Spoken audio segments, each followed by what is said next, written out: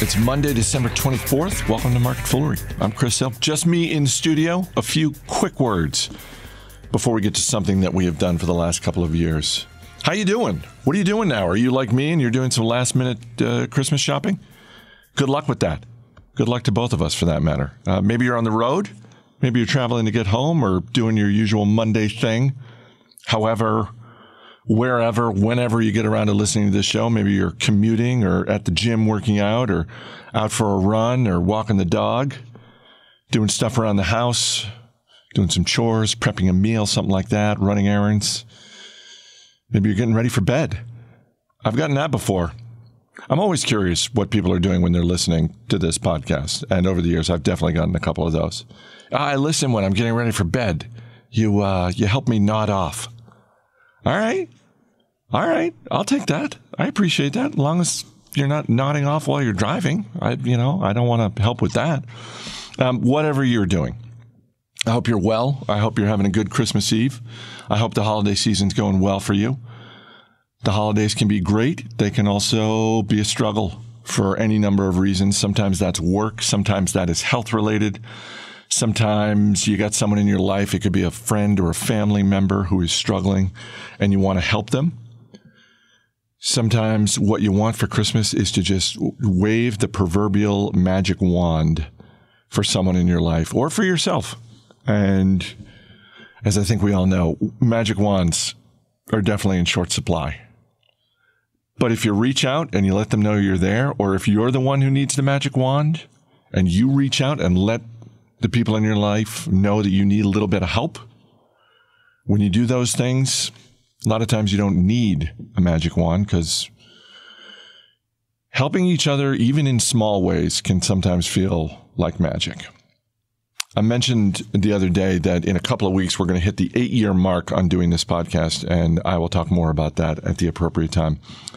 But whether you have been with us for all 8 of those years or you just started more recently, thank you for listening.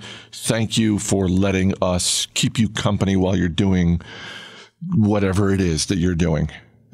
If you just started listening in 2018, then the holiday music that we've been doing all month is probably new to you. We started that 4 years ago because, as I've said before, when radio stations flip to holiday music, it's the same 50 songs, and they're fine, but there's just so much great music out there that people are missing. And when people like you email or hit us up on Twitter to say, thank you for that song, or, thank you for the Dropkick Murphys. I didn't know Twisted Sister had a Christmas album. I didn't know that. You played Iris de Navidad at the end of the episode, and that's my jam. When we get those messages, we love it. It makes us happy. But you need to know that that's entirely the work of Dan Boyd. That is producer Dan Boyd. And I suggest a tune here or there, but Dan is really the one who drives that bus. And again, if you want the list, and a few of you have emailed for the list, just drop a note to MarketFoolery@fool.com. We'll send you the list. Heck, we'll even send you the list of the songs we did last year. All this started for us in 2015 when Dan and I realized that we had something in common, and that was our disdain for the utter lack of imagination on the part of radio station program directors who flip to holiday music and do not allow for anything new or creative or, God forbid, edgy. That's when it started on this podcast. But in my own life, it actually started when I was a kid. I would come home from school and my mom would always have Christmas music playing. And some of it was fantastic. Some of it I wasn't crazy about when I was a kid, but it definitely expanded my universe of what Christmas music and holiday music in general could be. We had the classics. We had your, Bing Crosby, Andy Williams. I'm not knocking those guys, but we also had Ella Fitzgerald and Ray Charles and James Brown and Louis Armstrong, and just this vast array of holiday music that you unfortunately don't hear on the radio. And when I think about this time of year in my childhood, it's not so much the gifts that I got when I was a kid that I think about. It's more about how this time of year felt. I grew up in Maine, And when you're in Maine and it's December and you come into the house in the afternoon or the evening, you're coming in from the cold and the snow. And I was fortunate enough to come into a warm house where there was almost always some delicious smell coming from the kitchen. My mom's a great cook, but she really loved to bake. And December was prime time for an above average number of baked goods, particularly cookies and sweetbreads. And there would be the music playing. And those are the Christmas memories that last for me. My mom is 88 years old. And the first record she ever bought was when she was 12 years old. And if you're a younger person, go ahead and find someone old in your life and ask them what a record is. But my mom went down to the record shop with some money she had saved up, and the first record she ever bought was a Louis Armstrong record. So it is Christmas Eve. No investing today, no stock talk. We're going to be back later this week with a little bit of that, but it's Christmas Eve. So on behalf of everyone at the Motley Fool here in the United States, and from our offices in Australia, Canada, Germany, Hong Kong, Japan, Singapore, and the UK, on behalf of everyone, I hope you and yours have a very Merry Christmas.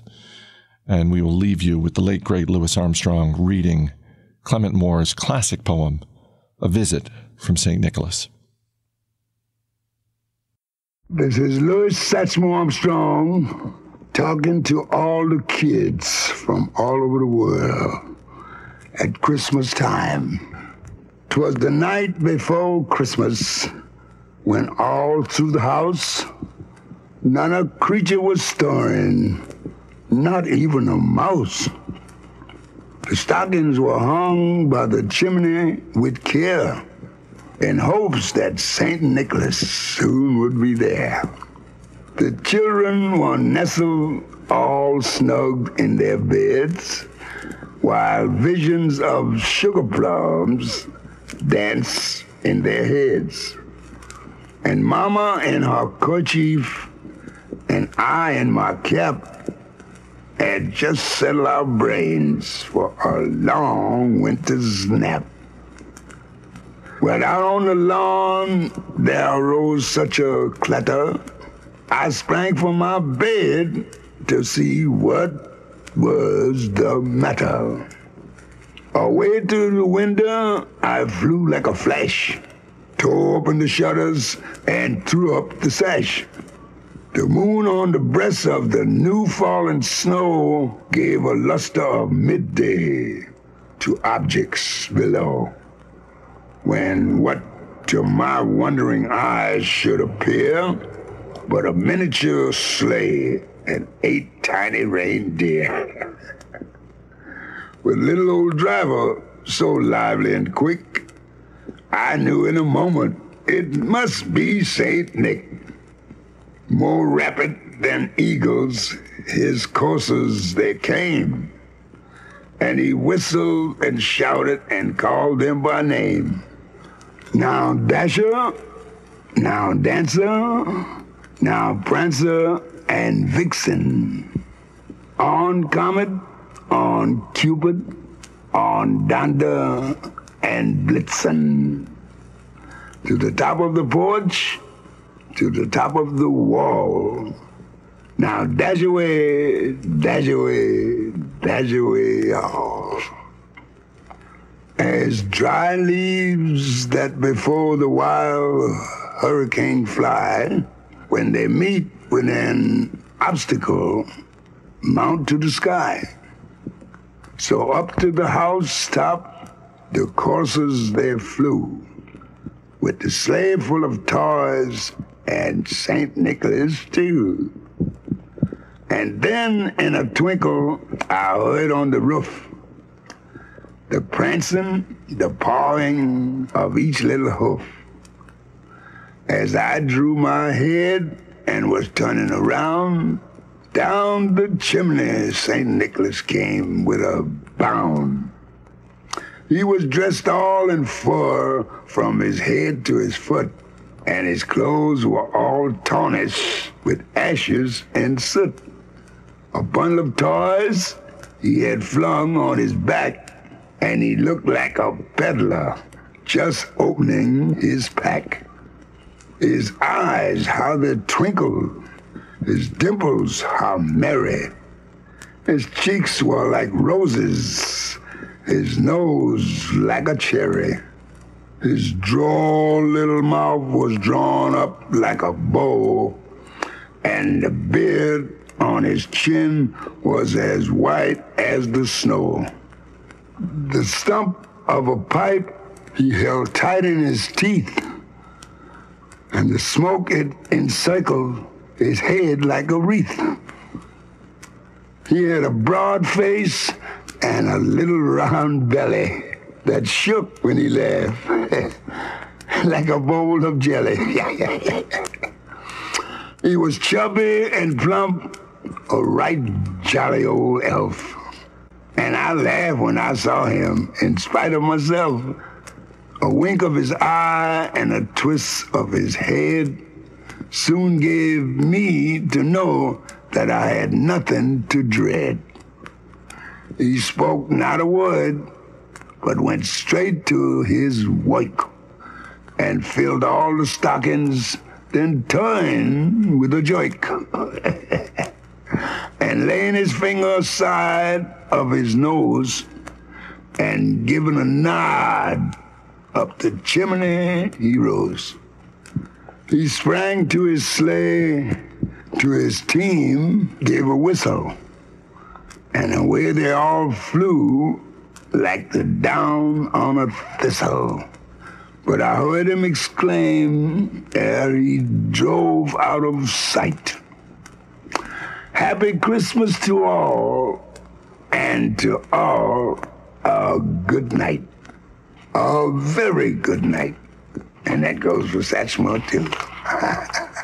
Thank you.